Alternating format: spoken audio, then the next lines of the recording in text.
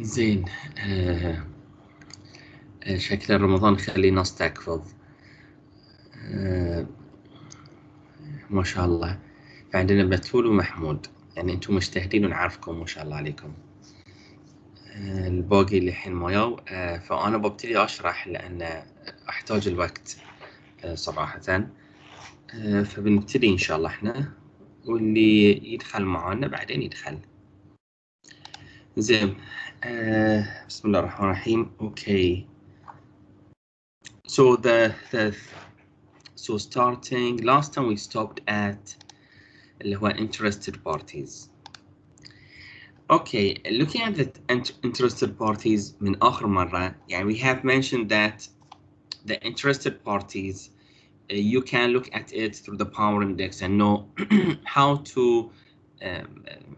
to decide, how to manage what to do with the interested party, and we have taken that last time. And then we started explaining this slide where we said that the interested parties, we need to identify who are the interested parties for my company. And this is the case study that I posted yesterday, where part of the case study is that you need to identify who are the interested parties. Actually, I think so. I identified who are the interested parties, but you need to continue the table. You need to continue the second and the third and the fourth part. So what we have here are examples. What we have here are examples, and I think so. We covered the slide last time, and quickly. So the customer, if you go to the customer, what does QMS require from the interested parties? So there are some QMS requirements, quality requirements. So you are going to write in your QMS the specifications for design and the specifications for manufacture and the specifications for delivery, how to deliver, what to deliver, when to deliver, the specification of support, what type of support. Why are you writing those? Because these are the things that through experience, QMS is telling you that through experience, these things customers need to know those stuff. Okay, need to know those stuff. So they need to know the product. They need to do something about the product specifications, right?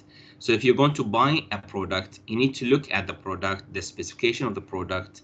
Even if you want to buy a milk at a certain market, you need to read the specifications on it. It is by default we take just any kind of milk because we see the brand, and the brand is just a reflection of all specifications and quality in your head. But if you're going to buy a new product, definitely you need the information about the specifications and so on. Now, what are the expectations based on which QMS through experience had identified these requirements? Again, the expectations are very similar: design, quality, price, quick response. So a customer expects a quick response, not a slow response. He expects a good price. He expects delivery of products and services. So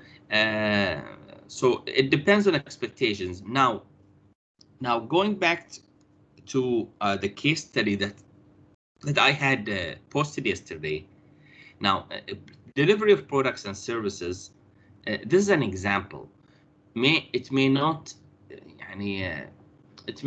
fit the case study. For example, if I was going to talk about cars, okay. So delivery of products and services, what are the expectations of the customers, of interested party customers? Are they expecting to deliver the cars to their houses? The answer is no. The answer is no. No, there's no one expecting to deliver their car to their home. It could be a service that you think about in future, but no one is expecting to deliver their car to their home. So here you cannot just write delivery of products and services and you expect to get a good mark.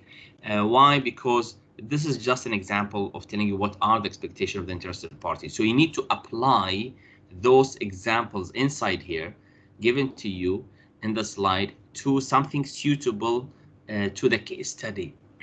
To the case study.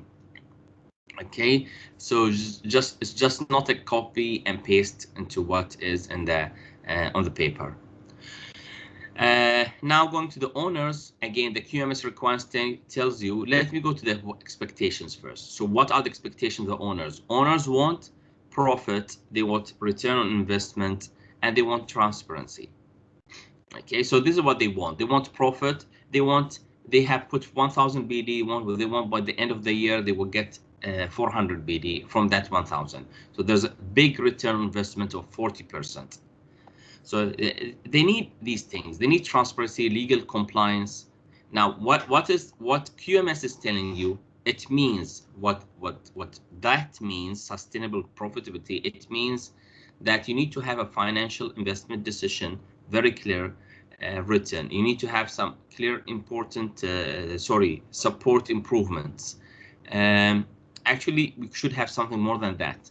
We should have a financial statement, cash flow very clearly. So you see, like I'm adding to this because I felt that it needs more, yani. So you just keep that in mind. So you may add financial statements as well. People in the organization, they're expecting what? They're expecting good work environment. I want to work in a place where it is safe. I want to work in a place where it's friendly. Like I have one of my students who graduated long time back, maybe 15 years back, and he wants to go from one company to another company just because of the good work environment. And the first company is give them about something like 1000 BD, 1100 BD, and the second company that he's going to go through to is about 800 BD. He is risking that 300 BD because of the good work environment. Imagine that he's leaving one company just and losing 300 BD just because it doesn't have a good environment. So it is important. It is important to have a good environment. Health and safety, people in the organization is expected to have a safe place, a secure job. Secure job means that I sign a contract, and when I sign a contract, how long is that contract? If you're telling me about a contract of 1 month, that is not secure, right? Now, I'm not saying to tell you about 1 month, but at University of Bahrain, there are some expatriates, ajanib, professors, in which they get a renewal of 1 year. Sometimes it happens many times. Now, if they get a renewal of 1 year, it makes him unsecure. I already mentioned that to them, management, but they still think that 1 year is suitable. However, in my opinion, it is not suitable at all to secure only for 1 year, because the person or the professor stays unsecure, and if he's unsecure, he's not happy. So these are one of the expectation of the people who are studying or teaching, in the environment, in the organization, that they want a good work environment and they want their job to be secured. Of course, we as professors, we are expecting that we want to go to conferences. So the university is helping us by paying some fees so that we can attend the conferences, which is part of our professional development. Now, if you go to any company, you're expecting them also to help you, to train you. But if they don't develop you or they don't train you, you feel that this is not good. So again, you can see how the interested party are affecting the way of how you write your processes. You have a clear process of how to, they call it, just a second, I'm just trying to remember the word. I forgot the word in English. I cannot remember it in Arabic, I mean, but it's swarming in my head. Okay, so there's a KPI in which we measure of how much people stay in your company or stay in university. Okay, it's called retention rate. So if you go and search for it, so it is something that many companies use. Actually, it is something that all companies use. Retention rate. So how much do they stay in your company? So if your retention rate is 1 year, for example, everyone is going to say, why do people stay 1 year in your company and then they leave? There's a big question mark there, right? And but if you say that retention year is 5 years, okay, so people stay in your company 5 years, which reflects that you may have a good environment, your job is secure, and so on. Okay, so let's continue. Okay, external providers, partners. Now, talking about either providers or partners, they're expecting a mutual benefit, very clear. Of course, because they are external provider, they're expecting that they get a prompt payment and a good work relationship. Okay, so what is the opposite of that? Well, I always take the opposite in my head just to see what are they are not expecting, because it just reflects something, and you understand what's going on. So what are they not expecting? They are not expecting to pay them after 1 year, right? So you buy something from some external provider to anything, a furniture at your place. They are not expecting that you pay them after 1 year, right? So an expectation of the interest party means prompt payment, and prompt payment means that you need to have a very clear process and even an efficient process of payment. So you can see that how does that affect again your processes, internal processes. Of course, QMS requires telling that you need to write what are your products, your services, your materials. You need to write how to have on-time delivery. You need to have reliability, and of course there are more details that you can write here and here. These are just examples. Society regulatory authorities. So we have authorities, and we said that you could have regulatory authorities or society regulatory authorities. And what are their expectations? Is that you obey the legal laws regarding the environment, where, for example, you cannot just throw H2S into the air without burning it.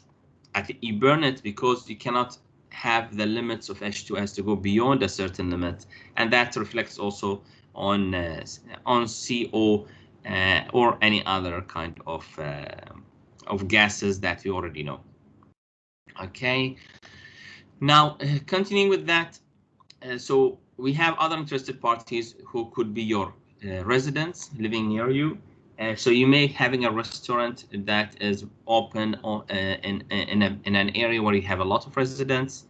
Now, what are their expectations? They expect to have safe working conditions, environmental friendly operations. Of course, they expect that you don't disturb them. So that is one of the expectations as well. So you need to have good relationships with them and maintain that. And of course, you need to have a good workforce. Bank and finance, that is very clear, and this is very important. Now, what I would say is that the QMS is telling you that you need to have good governance. Governance, how come it? That means a very clear of how you get money in and how you have the money going out. You need to have stability. That means the amount of money doesn't go minus, never, and you always have amount of money that protects you. So you have a credit. You have a credit that makes you very stable. And what are the expectations of the bank? The bank, they want their money at the end of the day, right? You take some, you debit an amount of 1 million BD from the bank. The bank is expecting for you to pay, for example, 50,000 BD per month. So if it wants to see your financial performance, of course, other than you pay to them, they want to see your financial performance. Because if you don't have a good financial performance, you don't have a good cash flow, they will not get their money. And if they will not get their money, that means they will take your company. And this is what banks do usually. Always, not usually.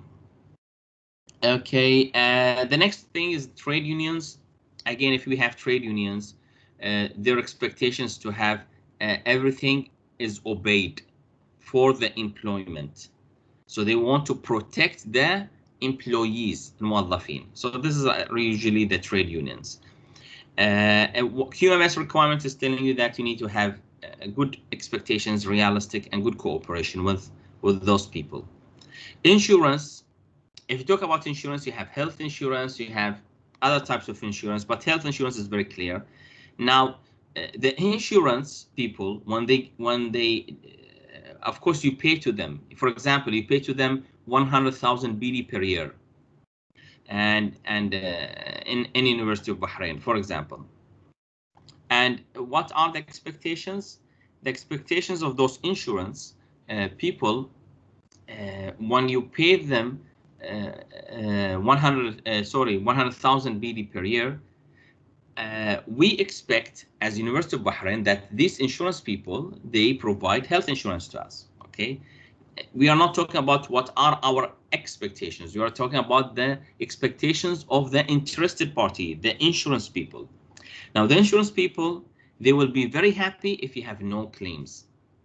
Okay, usually people get sick and they go to the to the hospitals, but the insurance people, they don't want people to get sick, or they don't want accidents. If you're talking about cars, why? Because they lose money, or they, let me not say they lose money, they have less profit. Okay, because there's a difference between two, because they already have taken their amount much more ahead before that. Okay, so they don't want any claims, of course, and they want a risk management so that they can provide you with more insurance. Why? Because if you have high risk of more people to get sick, or if you have high risk of more accidents because you have youngsters who drive the cars, in this case, they are going to raise the amount of the insurance, and so on. QMS is telling you that you need guidance on the risk identification and some details, so that you have something, that you have clear processes when you go to the insurance people, that you already have a very clear identification of the risk and how to treat and avoid those risks. And users, of course, if they are going to use our product, they want a good performance at the end of the day. I think so this is clear. Now, that is the table that is in the case study, and we already showed you that these two parts of the table, which is the QMS requirement from the trusted parties, IP, and what are the expectations of IP. And then you need to fill up the rest. Now, when you do this and you put it in your manual, in the ISO manual, you need to make sure of what you need. You need to make sure that you fill on all of these cells here, and of course you're going to make use of it, because why are we identifying what are the needs of the expectations and what does QMS require from that? Actually, we want to know what are the risks related also to every interested party. Why? Because I want to put objectives to get rid of those risks, and I want also a treatment plan. Okay, a treatment plan of how I'm going to deal with this, how I'm going to satisfy the needs of the expectations. So if there are issues here, I need to solve it. Okay, where to solve it? I'm going to solve it here. Of course, here's my objective. I'm going to write what I should do, and then I'm going to put the plan of how to apply it. Now, taking the example of anything, yani, for example, if I go to the bank, because it's a very clear example. Okay, so where's the bank? Okay, so that was the example of the bank, and we said that QMS requirements is good governance, and the needs of the IP of the interested party is to have a financial performance, a good financial performance and cash flow. Now, what are the risks? When you fill in your when you fill on your table here, you already know that if you have a good cash flow or not. So if I talk about one of the schools that I have, okay, so we have bad cash flow. Actually, we have we have part of our cash flow goes to negative cash flow. Okay, negative cash flow. And the reason of that, because we have a high depreciation. I don't know if you know what the word depreciation. I don't know how to, I mean, depreciation is some, okay, if you buy something, a car, it has a depreciation value. So I may have bought it with 6,000 BD, but if I would put it in a way that after 1 year, what is the price of that car? It becomes, for example, 5,000. The next year it becomes 4,000. Next year it becomes 3,000. So, so I'm simply saying that this car, if I use it for 6 years, then I already had entered its full amount. And after that, if the car stays with me, it does not affect my cash flow at all. And actually, I may also get some amount of money out of it. So it's important to get this depreciation values into the cash flow. This is what account people do. Now, if I have a negative cash flow, so what I'm expecting, the risk is that the bank raises the profit, the interest. Okay, the interest. They raise the interest value. Okay, they raise the interest value. The interest value, so it was to 5%, they raise it to 6%. Even sometimes Islamic banks do this, yani, which raises the question of halal and haram صراحة. So the bank raises the interest value. Now, if the bank interest is raised value, that is a risk. Why? Because if I have taken, for example, 1 million, and I'm going to return it as 1.5 million, مثلا, now I will not return it as 1.5 million. I will return it as 1.6 million or 1.7 million. So that is a serious issue, and we need to do something. So the objective is what? Is to improve cash flow. So I will improve my cash flow. This is a real example. However, these numbers are not real. Yani 1 million is less than that. It's about 500,000 or something like that. So improve cash flow is one of the things we should do. And this is what we have done with the bank. And number 2 is that we show better financial performance. And how did we show better financial performance? This is something to do with accounting. We changed the value of the depreciation value so that we can have better financial performance. So the risk treatment plan, what we are going to do is just what I have mentioned here. Yani. So number 2, I said that like we are going to have better financial performance is that it's not remove the depreciation value. We are going to fix the depreciation value and so on. Number 2 is to have a better collection of cash. Okay, the reason is that because of Corona, there are many parents, many families, they did not pay the amount that they should pay to the school. And because of that, we have a very bad cash flow. We don't have enough money. If you don't have enough money, you cannot pay. The salaries. You cannot pay the salaries for the staff members. Then you already can say that that means you don't have credit. Yes, we don't have credit. And this is something else that you also need to go to the owners, because owners or the board, they will not be happy. The board or the owners, they will not be happy for us not to have credit. We should have something to secure our back. So this is like some kind of treatment plan. It is the details of the objective. So what we should do to achieve that objective, and priority. This I'll put it as a priority very high, because my whole company depends on that. So I'll put as priority high. Now, what I have done here is example for the bank, and what I have written is just an example of what you're going to fill in within your case study. So, of course, you can write more for that, yani, but I'm not expecting to write very detailed thing. It should be clear what are your actions, risk assessment, treatment plan, so that you can deal with that risk. So this is what we have taken about interested parties. You already have something in the case study. And now what you would expect if it was something in the test. Okay, just to bring an example. So this is an example for the final I'm talking about. A small distribution business of imported goods could find out that regulations requires it to obtain permits.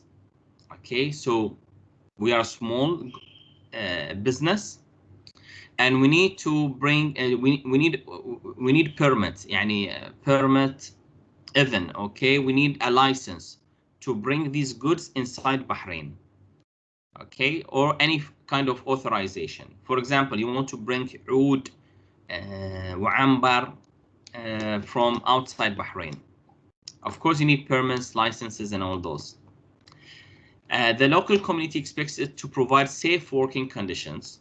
Of course, when we have working with oud and all those in a certain shop, you need to have safe working conditions because you have some kind of fire that you're using inside this place, and have environmentally friendly operations.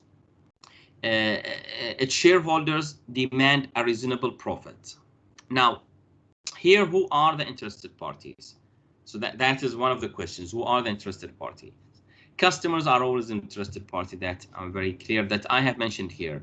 The regulators are another interested parties that I need to satisfy. Now, the local community, maybe because I'm working within a neighborhood, it's like I still remember there was a shop of halwa. It opened inside a neighborhood. It's near my home, Shwaitar as well.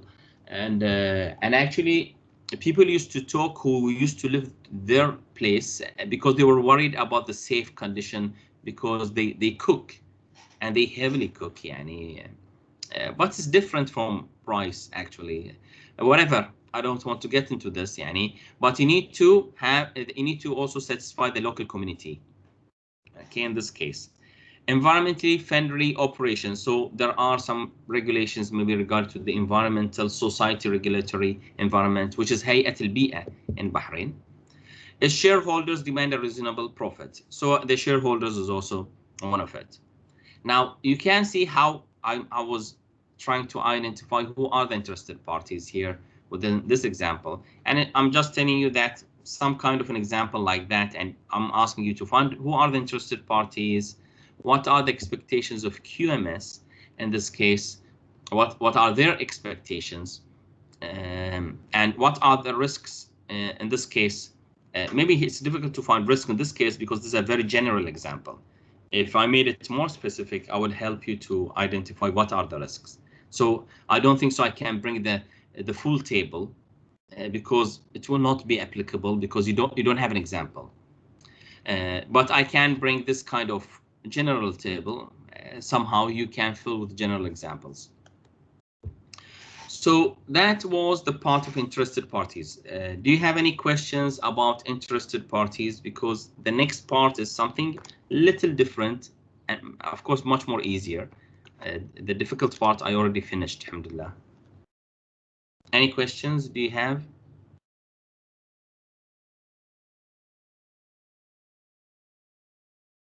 Okay, that's fine. Now, just to get an idea where we are standing.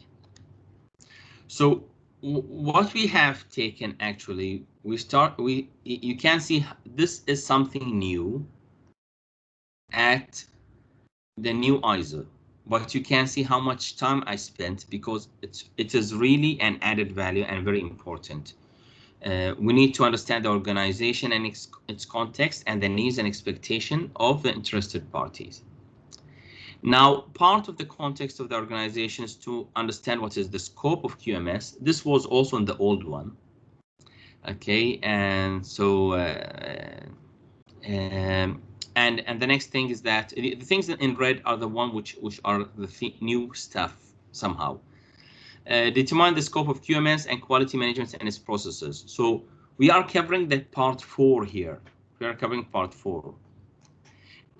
We are going to cover 5, 6, 7, 8, 9, 10. However, we are going to go really quickly to them because they are straightforward and there's questions and answers. It's not like 4, which needs an explanation.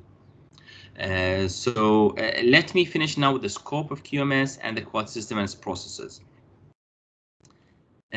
So going back, so we finished here. So that now we are going to go to the scope. Scope, that means what is your business? What is the scope of your business? And I think so I mentioned that last time. The scope of my school business is to teach students. Okay, so that is my scope very clearly. I don't sell. I have only a service of teaching. And if you have only service and no product, what happens is that sometimes there are some clauses that that are written for the design of the product. Okay, so there are some clauses, مواد قانونية, written in the ISO 9001 for the design of the product. Now, talking about the design of the product, maybe it does not fit my company. So I'm going to mention here that the scope, what is my scope? Actually, it's not here. Maybe the next one, yeah. So I say, for example, the scope for my business. Now here it's talking about the small distribution business of important goods. And then I write that the requirements in clause 8.8 and 8.5.3 are not applicable because it does not carry out design and development. We don't have design and development of products. And it does not have any property belonging to the customer. We don't have anything belonging to customers. We teach them, actually. We have nothing that we use their product. So there's no some kind of an owner property regulation here. So here in scope of the QMS, you just mentioned that what is not applicable to you. So that is the idea of the scope of the QMS. So again, the scope is a vital part of QMS. It defines how far the QMS extends within the company's operations. So what are my operations and what are not my operations? So what are the boundaries that I do not go through over? I do not cross it. The scope shall state the types of products and services. So I will say what I do as products and services. Maybe I don't have any products. I have only services. The organization scope shall be maintained as documented information. So I'm going to write what is that. So example, I'm going to write it very clearly in my quality manual. Okay, and I'm going to write it very clearly in my website. I'm going to write it very clearly in my brochures that this is what I do. I teach. I have quality of teaching. I provide quality level of teaching and learning, and so on. And so this usually becomes clear so that it doesn't become confusing or misleading. Imagine that you're confusing and misleading. Just imagine that. Yani imagine that. I don't know what to say. يعني I'm just having an example, a very strange example. Imagine that I went to a shop, and because it happened to me, I thought it was for oud and bukhur because I saw a lot of smoke. And when I went inside there, it was all tobacco and that was in one of I will not mention where. It's one of the Islamic countries, yani. And actually it just reflected from the outside that it was like for oud and something like that, something with the smoke, and maybe I'm very straight stuff. So I got confused. So I was misled in some kind of way, whatever. So we don't need to be misleading, because if you are misleading, you'll get wrong people getting into your shop. Okay, so it happens. So I think so it's very clear, the scope of the QMS, what it should get. It should have very clearly your external and internal issues or the requirements from interested parties, the products and services. Mainly it is the products and services that you need always to mention the scope very clearly. That is the main thing. So that is what is the scope of the QMS. What identifies the boundaries of your scope? Sometimes it is how big is your organization. Okay, if you have more than one office or so only one office, what are your policies and strategies sometimes helps you to identify what is your scope. You have limited place to work in, limited, you cannot work outside the commercial registration provided to you by the Ministry of Industry and Commerce, وزارة الصناعة والتجارة. إذا عندك سجل تجاري ما يصير تشتغل برا اللي مكتوب لك في السجل التجاري. You cannot work outside the CR. Now, if you go to the commercial policies, and that, which is the commercial registration you have, for example, in Bahrain, we have trainers, training provider. We have training providers. We call them طبعا training institutes. Okay, معاهد تدريبية. Okay. Now, if I would tell you that talking about training institutes, those who get the license from the Ministry of Industry, وزارة الصناعة والتجارة, of Commerce and Industry, they have different rules and regulations if they get this, if they get it from Ministry of Education. I know I confused you for somehow. Let me give you another example.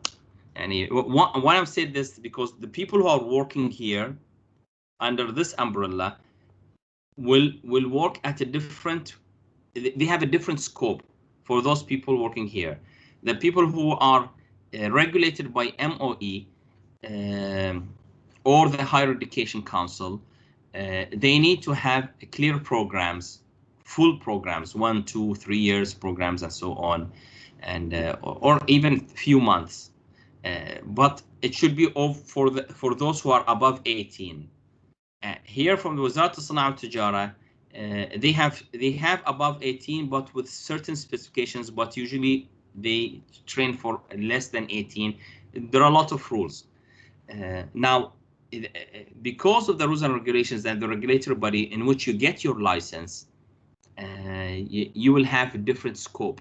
Your scope is limited because of the commercial registration that you have. And now, let me provide another example. I think so this is a clear example. I was going to provide an example that we always think that universities are the only bodies who provide certificates. The answer is no. Of course, we have training institutes. It's not only training institutes. You also have al-awqaf. They also have some certificates. شؤون إسلامية. You also have the Ministry of the Ministry of Siyaha, which is part of وزارة الصناعة والتجارة والسياحة. They also have their own certificates for tourism. It's a full program. It's a BSc program. BIBF before 2 years, because BIBF since it started its business till 2019, it was under the central bank of Bahrain, البنك المركزي. They are the ones who provide this kind of certificates. So it's nothing to do with Higher Education Council, nothing to do with universities. It's ministries, وزارات. They are the ones who develop this program, and they get a BSc degree. And الوزارة, the ministry, they call any provider outside Bahrain. They agree with them. They train their employees, and then they found it a good business. So they started training students outside their company, and it was a good business for them and makes a lot of money. Till just 2 years back, BIBF, they brought it back for some reason. Okay, so what I'm trying to say that now, BIBF, for example, when it used to work under the central bank, the scope of work was much bigger. But now, because it's under the Higher Education Council, the scope became less. So this is the idea of the scope. This is the idea of the scope. That means this regulations around you would limit your work definitely. I took more than my time. I just forgot myself with examples. Do you have any questions?